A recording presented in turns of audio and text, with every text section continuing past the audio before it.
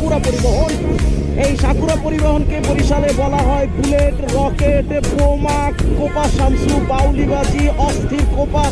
কথা কি ক্লিয়ার না ভেজাল আছে?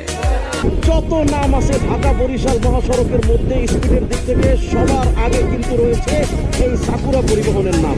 হ্যাঁ, অনেক পরিবহন অতীতে এসেছে গিয়েছে, নতুন এখন বর্তমানে অনেক পরিবহন তার প্রতিদ্বন্দ্বী হিসাবে রয়েছে। তবে স্পিডের ক্ষেত্রে এখন পর্যন্ত ঢাকা বরিশালে নামের মধ্যে সেরা এই সাকুরা পরিবহন।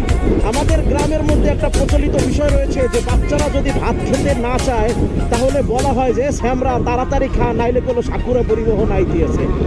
নিঃসন্দেহে তুই ঠিক কথা বলেছিস। এই সাকুরার নাম কইরাও নাকি বাচ্চাদেরকে ভাত খাওয়ানো হয়।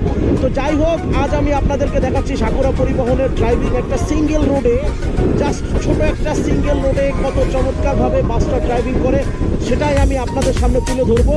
তবে আসুন সর্বপ্রথম আমরা এই বাসটার রেজিস্ট্রেশন সম্পর্কে জানি, গাড়িটা